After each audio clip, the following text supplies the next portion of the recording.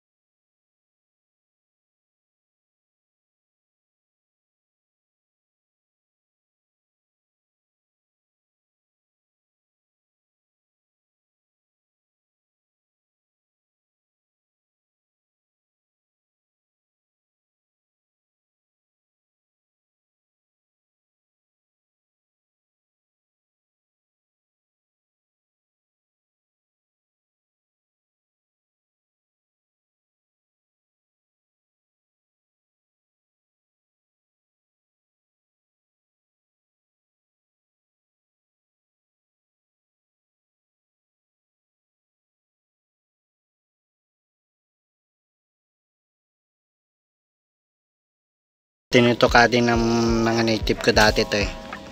So yun pala, bali update ko kayo pag nalinis ko na tong mga kalat at may lagay ko na yung aking black astrolorp. So yun pala, yung may butas pa dito, tatakpan ko pa yan. So yun guys, mamaya na lang. So yun guys, nailipat ko na. So titignan na natin dun sa baba yung pagkalipat ko ng aking mga black astrolorp. So ito yung ito na naman yung yan, malalaki na sila oh.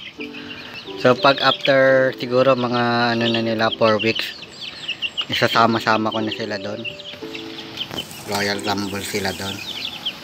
So tignan na natin yung ginawa kong kulungan doon sa kabila.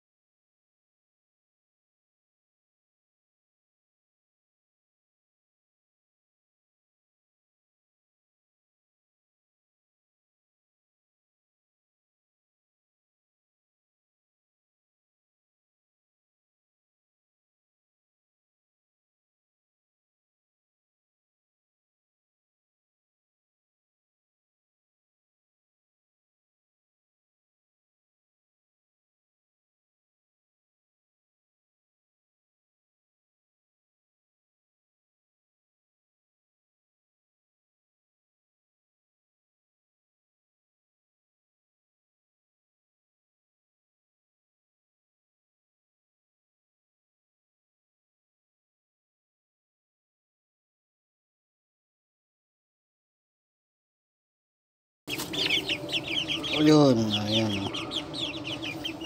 Para alam nila sumampa. Sanayin natin. Sandyan ka oh.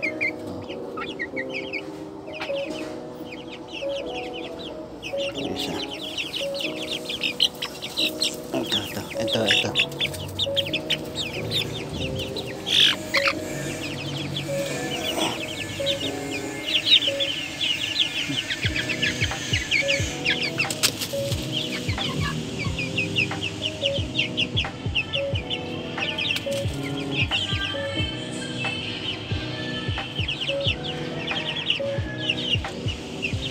So yun guys, no, medyo naninibago sila dito sa bagong kulungan kasi nga medyo maluwag.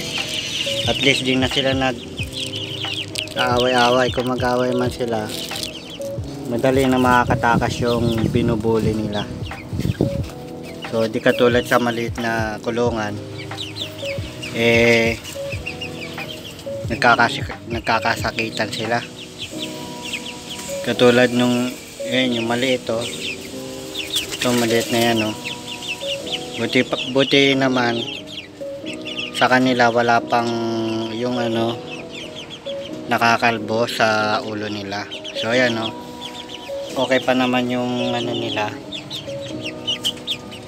kanilang mga tuktok yung sa ulo. Ayan. So wag na natin nantayin na magkaganon yung bubulihin nila yung kanilang mga kasama, kasi kawawa. Tapos makakalbo yung sa ulo nila, yung dito makakalbo.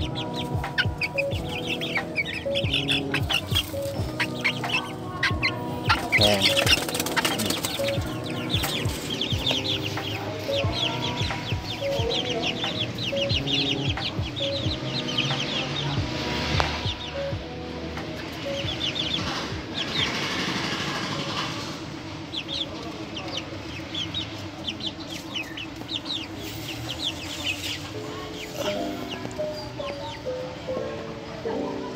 So lahat nga pala yan, wala pang mga bakuna. So kaya nilagay ko na sila sa labas. Yan, sa labas na nga sila. Is kompleto na yung kanilang mga balahibo. So kaya na nilang protektahan yung kanilang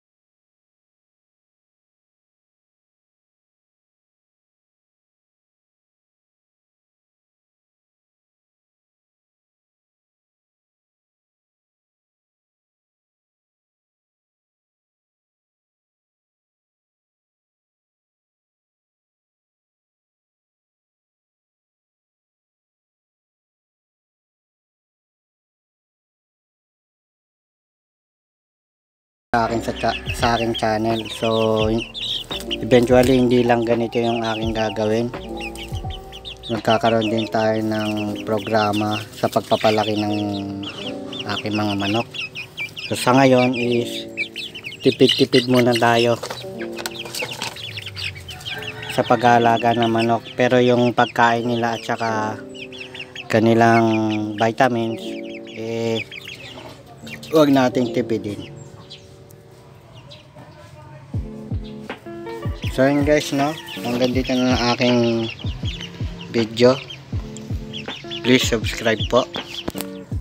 Sa mga nanonood, maraming salamat. Ayan. So sana makaipon talaga tayo ng ating dito sa channel ko, makaipon ako ng ating pambili. So maraming salamat, thank you.